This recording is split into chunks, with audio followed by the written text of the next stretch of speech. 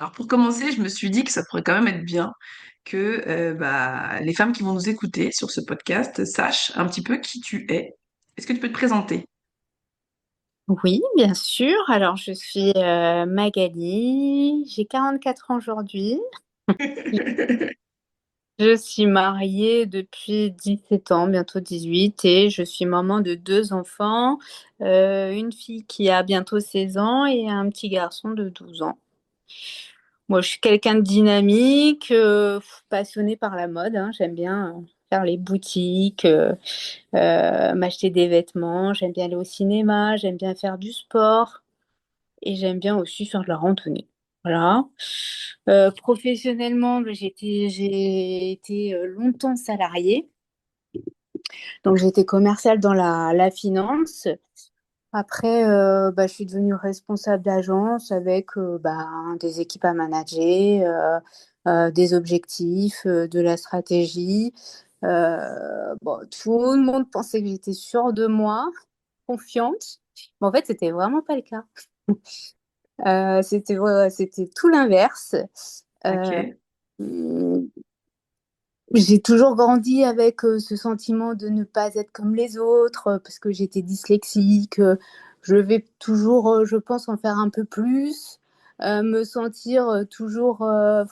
Je me sentais pas du tout légitime et j'avais toujours, toujours manqué de confiance en moi.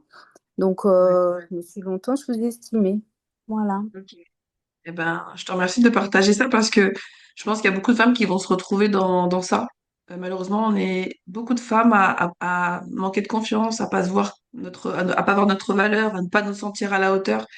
Et c'est ce qui va souvent nous freiner quand on a un rêve, quand on a un projet, quand on voit quelque chose, on se dit mais c'est pas possible pour moi. Et donc quand tu nous dis ça, ben, on se dit bah qu'est-ce qui t'a dit, qu'est-ce qui t'a fait te dire ok, qu'est-ce qui a pu germer dans ta tête pour te dire bah tiens ça pourrait quelque chose être d'intéressant. Et après tu pourras nous parler de ce qui t'a bloqué après que tu te sois dit que ça pouvait être intéressant pour toi. Avant de me lancer, déjà, je me voyais uniquement salariée. Je me voyais pas du tout dans l'entrepreneuriat, mais pas du tout. Parce que j'avais pas du tout confiance en moi. J'étais plus quelqu'un qui suivait, qui exécutait, qui s'adaptait à une structure. J'avais besoin d'une structure, j'avais besoin d'avoir des collègues, un cadre, un patron, peur de prendre des responsabilités aussi. On sait très bien que quand on crée des entreprises, enfin, une entreprise, faut prendre des initiatives, c'est se lancer, c'est créer son propre cadre. Et ça, j'étais pas du tout prête. Mais à côté de ça, je ne, quand je me suis rapprochée de la quarantaine, j'avais du mal à toujours respecter les horaires. J'avais aussi peut-être la pression aussi, pression quand on est manager. On sait très bien que c'est compliqué de manager des équipes, donc je voulais plus trop manager des équipes. J'avais ce sentiment de devenir enfin, de vouloir devenir indépendante, voilà. Mais j'avais mes peurs. Ok. Quoi qui te bloquait, le plus gros truc qui te bloquait? En fait, j'avais peur de pas être à la hauteur, j'avais peur de l'instabilité financière, peur de me tromper, euh, peur de perdre la sécurité du salaire, de ne pas savoir faire, peur de ne pas être légitime. Je me sous-estimais en permanence. Je me disais que j'allais peut-être pas être faite pour ça, que j'allais pas y arriver seule. Et puis, mine de rien, quand on est salarié, tout est facile. On a un cadre, on a une structure, on fait ce qu'on nous dit, en fait. Donc, c'est beaucoup plus facile. Mais au fond de moi, je sentais bien que j'étais plus du tout à ma place dans le milieu du salariat. Voilà, j'ai tout fait avec les contraintes, les horaires. Voilà, j'avais envie de liberté. C'est hyper, ça me parle beaucoup. Vous le voyez pas, mais elle est émue parce que c'est quelqu'un qui est très sensible. On entend de ce que tu dis, de ce que tu nous dis, Magali, c'est voilà, on entend une femme qui n'avait pas forcément confiance en elle, confiance de sa puissance. Autorisez-vous à vous dire que votre sensibilité, c'est votre force. Autorisez-vous à vous dire que votre sensibilité, c'est quelque chose qui n'est pas à cacher, mais qui a exploré, qui a écouté, parce que c'est peut-être une des choses qui t'a guidé. Parce que finalement, on entend une femme qui était quand même bloquée, plein de peur, et ça, je pense qu'on va se reconnaître dans ça. Mais au-delà de la peur, eh ben, il y a quelque chose qui était plus fort que toi. Et est-ce que tu peux nous dire, ça a été quoi le déclic alors pour toi, Mag? Bah, en fait, le déclic, ça a été toi, en fait. Le déclic, c'est que tu m'as vraiment permise de trouver ma force en toi. En fait, j'ai pu vraiment, t'étais mon pilier. C'est vrai que souvent, l'entourage familial ou amical, ça peut aussi nous mettre des freins parce que c'est des personnes qui nous aiment mais qui ont peur qu'on échoue. Ils nous disent parfois des choses qui nous bloquent, qui nous rassurent, dans le sens où c'est mieux si on tente rien et puis bah au moins on va pas échouer. Et c'est vrai que toi, en fait, mon déclic ça a été toi parce que tu m'as vraiment, en fait, t'as vraiment été mon pilier. Enfin, j'ai pu me reposer sur toi. Après, t'es quelqu'un qui, voilà, qui va mettre des mots sur nos peurs, qui va nous dire des choses, même si parfois, bah, ça fait un peu euh, ça, Beaucoup. ça remue, ça remue un peu. Tu vas nous dire les choses que peut-être que notre entourage va pas oser nous dire. Et puis bah aussi, euh, on ose tout te dire. C'est vrai qu'il y a des choses que je n'oserais pas dire à mes parents, à mon mari, à mes autres amis très proches. C'est vrai que toi, on a une facilité à te dire vraiment les choses, à être transparente. Et puis en plus, bah, du coup, on n'a pas trop le choix parce que tu nous pousses aussi à être transparente avec toi. Donc en fait, on peut rien te cacher. Donc c'est vrai que le déclic, bah, ça a été toi en fait, où tu m'as dit vraiment clairement, tu peux y arriver. Tu vas le faire et c'est vrai que ben voilà, tu m'as poussé dans ce sens-là. Voilà. Magnifique. Ok, bah, je suis contente. En fait, finalement, moi, ce que j'entends, parce que finalement, dans ce que je fais et dans tout ce que je fais, je me sens guidée. Et donc, en fait, toi, tu ressens que j'ai été le déclic pour toi. Et en fait, moi, ce que j'aime bien dire, c'est que c'est comme si j'étais un miroir et qu'à un moment donné, je posais le miroir pour que toi, tu arrives à te Mm. voir tel que tu t'étais jamais vu auparavant. Et en fait, dans ce miroir, eh ben, tu as vu une femme qui était capable. Euh, on a eu des exemples concrets, c'est-à-dire qu'on a eu peut-être dans notre environnement pour le premier business que tu as lancé, d'ailleurs, tu vas pouvoir nous en parler un peu plus. J'ai eu quelqu'un dans mon environnement qui a fait la même chose et dans ma tête, ce que j'ai entendu, c'est que c'est possible pour elle aussi. Et donc, on est parti sur cette idée-là. Est-ce que tu peux nous partager justement cette première idée que tu as eue et que tu fais toujours aujourd'hui?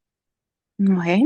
Alors, moi, j'étais dans les finances, hein, Ouais. et bah, vu que j'aime tout ce qui est beauté, santé, compléments alimentaires, et bah, la seule chose qui me plaisait, c'était d'être commerciale et bah, de travailler pour des labos, donc dans la santé.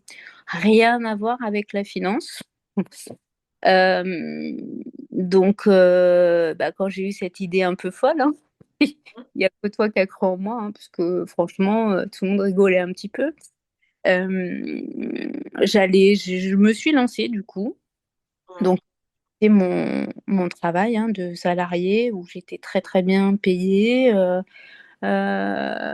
J'ai quitté donc la finance pour m'orienter. Donc, je me suis lancée toute seule, hein. J'étais démarchée sans rien même connaître. Voilà, j'ai trouvé des labos qui m'ont fait confiance aussi. Euh, j'ai quand même réussi à me vendre. Alors, c'est sûr que moi qui n'avais pas forcément confiance en moi, ça a été quand même un gros challenge où tu as su m'aider parce que bah, je manquais de confiance en moi et il fallait que je montre au labo qu'ils pouvaient bah, me faire confiance. Ah, ça donne quoi cette activité?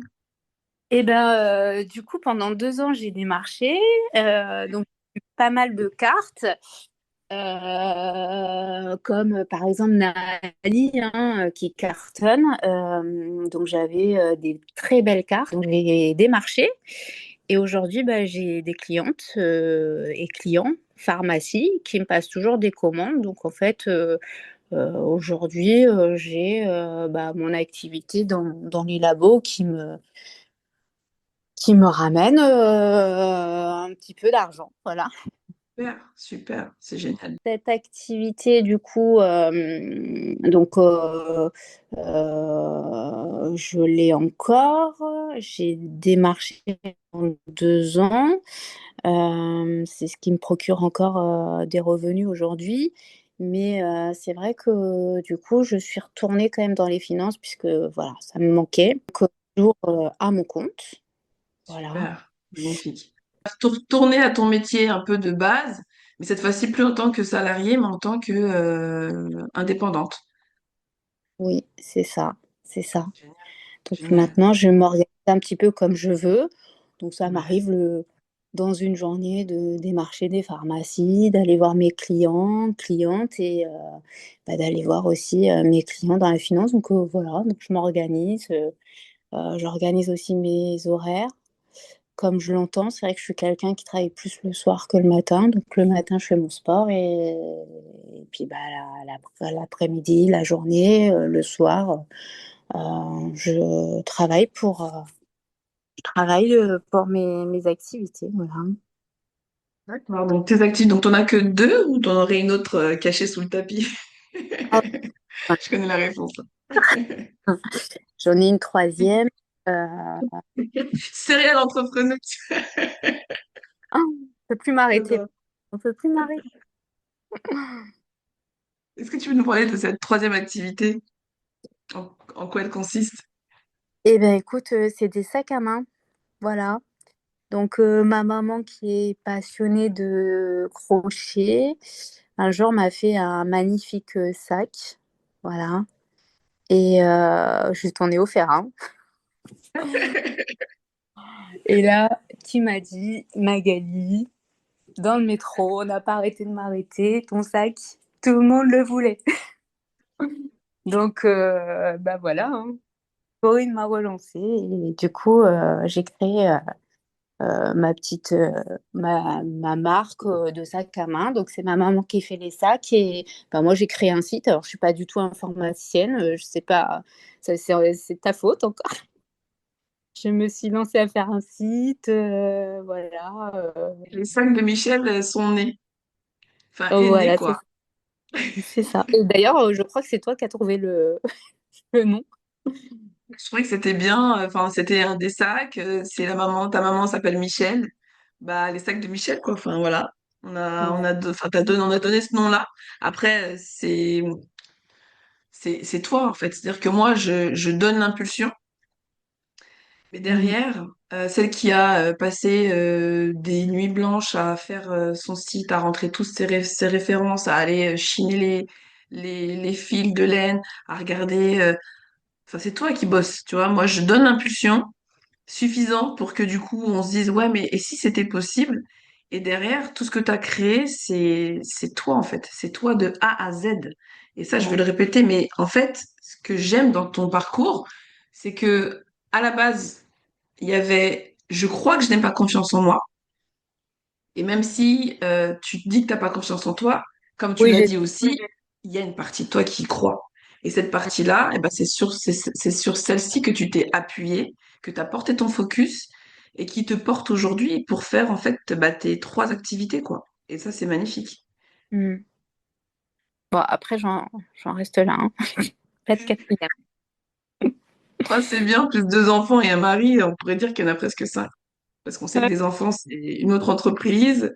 c'est ça. On sait que t'aimes, enfin, il y a ça, il y a une partie toi aussi, t'aimes bien décorer, t'aimes bien faire des travaux. Donc, peut-être que vous aurez la chance de voir Magali un jour, mais vous arrivez pas à imaginer que cette magnifique femme soit aussi bricoleuse et avec un talent pour la décoration d'intérieur. Enfin bref, elle est multifacette.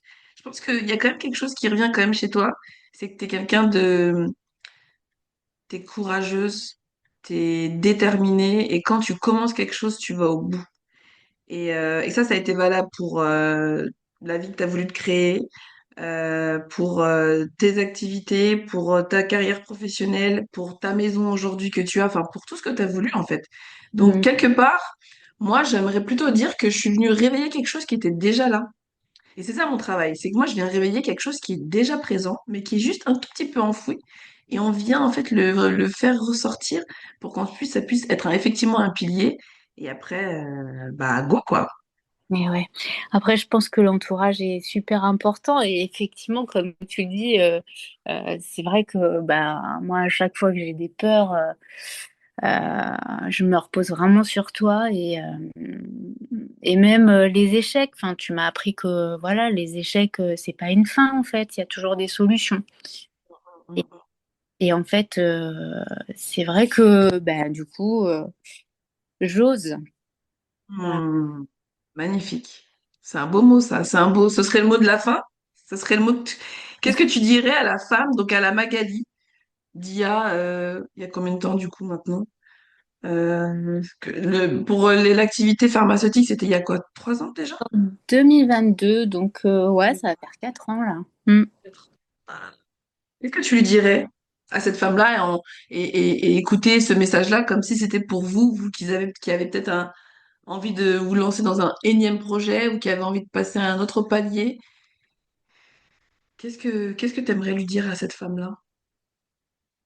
Moi, je dirais que en fait, on peut tout faire. Voilà, il suffit d'avoir envie, d'être bien entouré. Bah, moi, j'ai de la chance parce que je t'ai. Donc, c'est sûr que quand on est bien entouré, eh ben, il faut pas avoir peur de se lancer. On est capable de créer beaucoup de choses, de réussir. Il faut oser, il faut pas avoir peur. Super, merci Mm. beaucoup Magali. Bah, non. Trop cool, trop trop cool. Eh ben, je vous remercie d'avoir écouté cet épisode. J'espère que ça vous aura inspiré. Si vous voulez découvrir une des activités de Magali, eh ben, vous pouvez la retrouver sur Instagram, les sacs de Michel, tout simplement. Ce sont des sacs incroyables. Je vous recommande de vous en doter un. Ça vous permettra de connecter avec des gens dans la rue. On vous arrêtera, c'est sûr. Et puis si vous avez des questions, si vous avez envie d'envoyer un message à Magali, si vous avez envie de lui dire quelque chose par rapport à son partage, eh bien, autorisez-vous à m'écrire sur Instagram et je lui partagerai vos petits mots. Je vous souhaite de prendre bien soin de vous et je vous dis à très vite. Bisous, bye bye.